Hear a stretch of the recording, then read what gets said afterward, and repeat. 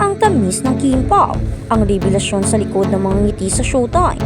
Kung bago ka lang sa channel na ito, huwag kalimutang mag-like, share, comment, and subscribe. Sa bawat pagpasok ng nag-iisang chinita princess na si Kim Chiu sa set ng Showtime, tila may ibang klaseng enerhiya ang bumabalot sa studio. Ngunit sa likod ng mga tawa, sayaw at kulitan, may isang kwentong mas lalong nagpapakilig sa madlang people at sa buong sambayanan. Ang kwento ni na Kim Chiu at Paolo Avellino, o mas kilala sa tawag na Kimpaw. Ang usap-usapan ay lalong uminit ng mabuking umano ni Jong Hilario, ang presensya ni Paolo Avellino. Ang ganitong mga tagpo ay hindi na bago sa mga taga-subaybay, ngunit ang kompromasyong ito ay gawain na ni Paolo ay nagbibigay ng malinaw na mensahe. Ang kanilang ugnayan ay higit pa talaga sa trabaho. Ang dedikasyon ng aktor na maglaan ng oras sa gitna ng kanyang sariling business schedule para lamang masiguro ang kaligtasan at samahan ng actress ay isang bagay na hingahangaan ng marami. At iyon na nga, di ba nasasabing hindi pa daw umuwi si Paolo Avellino galing Ilocos Sur dahil may ginagawa raw. At ngayon, sinasabi ng mga karamihan na sinasabi daw may issue na pinapauwi na daw ni Kim Chiu si Paolo Avellino at ngayon, andito na daw ito sa Showtime naka-allegate. Ibig sabihin umuwi talaga dahil yun ang request ng kanyang prinsesa. Hindi maikakaila na malaki talaga ang ipinagbabago ni Paolo Avellino mula nang maging malapit sila ni Kim. Ang dating aktor na kilala bilang mahiyain, seryoso at medyo misteryoso ay tignan nag-transform. Ngayon makikita ang isang Paolo na mas masayahin, marunong nang makihalubilo sa mga tao at hindi na nag-aalangang magbitaw ng mga biro sa harap ng kamera at higit sa lahat, lantaran ng magpakita ng kanyang pagmamahal. Nawawala na yung sinasabi nilang privacy dahil talagang ipinangangalandakan niya sa mundo na sa kanya si Kim Chiu na kaya niya itong alagaan at suportahan. Kahit na busy siya, ganun din sa kanyang mga hectic schedule ay andyan pa rin siya, handang suportahan ang dalaga at handang umuwi kapag pinapauwi ng asawa. Ang pagbabagong ito ay tinuturing ng marami bilang impluwensya ni Kim Chiu na positibo na kilala sa kanyang sunshine personality at walang pagod na enerhiyang sinasabing ang pagmamahal ay may kakayahang baguhin ang isang tao para sa mas ikabubuti. At sa kaso ni Paolo, kitang-kita ang liwanag sa kanyang mga mata tuwing nababanggit ang pangalan ng actress. Sa kabila ng mga tamis at saya, hindi rin nawawala ang mga haters at mga taong pilit na gumagawa ng issue. Maraming mga maling balita ang kumakalat, kabilang na ang mga paratang na si Paolo ay isang babairo. Ngunit ang mga tagahanga ng Kimpaw ay mabilis na dumepensa para sa kanilang mga ito ay purong fake news dahil wala naman talagang napatunayan na nilokong babae ang aktor noon. Sa halip, ang nakikita ngayon ay isang lalaking tapat na nakatutok lamang sa babaeng nagbibigay sa kanya ng inspirasyon. Ang swerte umano ni Paolo na nahanap niya si Kim at gayon din naman ang actress na may isang Paolo na handang tumayo sa tabi niya sa lahat ng pagkakataon. Sinabi nga ng karamihan, hindi naman daw kasalanan ni Paolo Avellino. Wala naman daw siyang nilokong tao. Sadyang meron lang umasa kaya nagkaroon ng mga ganitong pagbabago. Hindi din naman daw kasalanan ni Paolo na nagustuhan siya ng isang babae na hindi naman niya nagustuhan o nagustuhan man niya pero hindi ganoon kalala tulad ng pagkagusto ng babae sa kanya na nagbibigay ngayon ng issue at nagsasabing niloloko daw siya at ngayon nga ay sinisiraan si Kim. Hindi naman nilalantad kung sino ang tinutukoy pero alam na ng karamihan kung sino ito at ito ay nagsisimula nga sa letrang pinagkakaguluhan ngayon. Pero ang pag-uwi ni Paolo Avellino dahil sa sinabi lang ni Kim ay isang tunay na ang pagmamahal niya sa dalaga ay higit pa sa kayamanan at success na kanyang nakuha.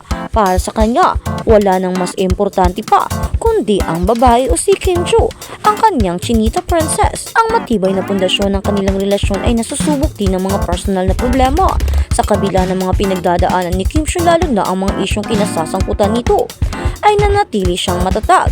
Silang dalawa ni Paolo. Ang presensya ni Paolo ay nagsisilbing sandigan niya sa mga oras ng kagipitan ayon sa mga malalapit na obserbasyon. Ang pagiging abala ni Kim sa kanyang mga bagong endorsement at projects ay nakakatulong upang mabawasan ang stress na dulot ng mga personal na usapin. At ang presensya nga sinasabi nila diba ni Paolo Avellino dahil isang tawag lang daw ni Kim ay pumupunta daw agad ito. Kaya lang mga nitong nakaraang araw ay nasa probinsya daw ang lalaki sa Ilocos Sur.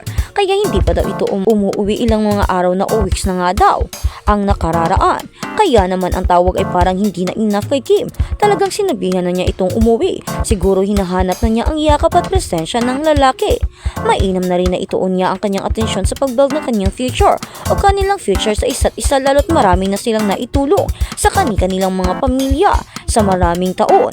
Maraming nagsasabi na ito na ang tamang panahon para kay Kim at para na rin kay Paolo para unahin ang kanyang sarili para sa kinabukasan nilang dalawa.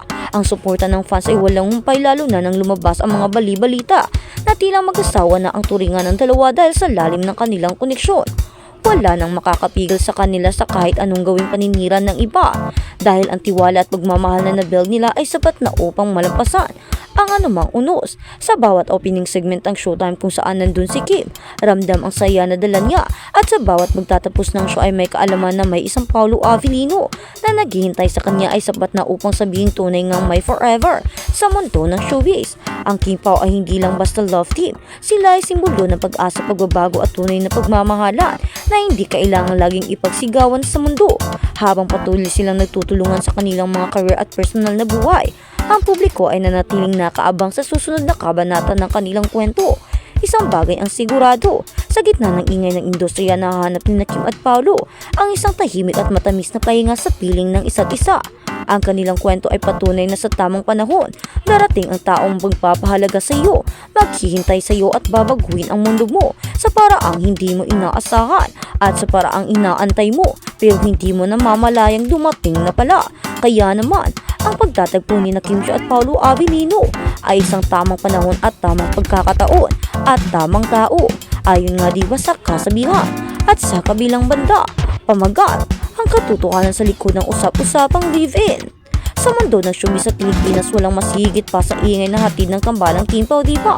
At sa gitna ng naglalaki ang mga headline at samot-saring espekulasyon, lumutang ang pangalan ng kapatid ni Kim na si JP upang magbigay ng linaw at depende ang actors laban sa mga mapanirang komento.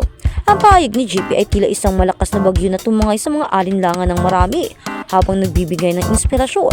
Ayon sa mga ibinahaging detalye, sinagot ni JP ang kumakalat na balita tungkol sa umunay pagbili o paglipat ni Kim at Paolo sa isang bahay. Sa kanyang mga pahayag, mababakas ang labis na kagalakan para sa kanyang kapatid. Binigyang diin niya na ang mahalaga ay ang kaligayahan ni Kim Chiu, lalo na't marami na itong pinagdaan ng pagsubok sa mga nakaraan. Naniniwala ang pamilya ni Kim na si Paolo ay isang maputing tao na may malasakit sa kabila ng mga paninira ng mga haters na nagsasabing baka pagsasawaan lang ni Paolo ang actress o kaya ay hindi maganda ang kalalabasan ng kanilang pagsasama. Ayon sa kanila, nakikita nila kung gaano iniingatan at nirespeto ni Paolo si Kim sa bawat pagkakataon na sila ay magkasama. Hindi hinahayaan ni Paolo na mag-isa ang actress, lalo na sa mga panahong dumaranas ito ng mga problema o pressure mula sa publiko. Dagdag pa rito, tinawag ni JP si Paolo na tila isang lucky charm para kay Kim. Sa kabila ng mga negatibong isyu na ibinabato sa kanila, mas lalong naging matatag ang kanilang samahan. Ang suporta ng pamilya ay buong buo at naniniwala sila na ang desisyon ni Kim at Paolo, anuman ang insaktong estado nito, ay bunga ng kanilang malalim na pagmamahalan at respeto.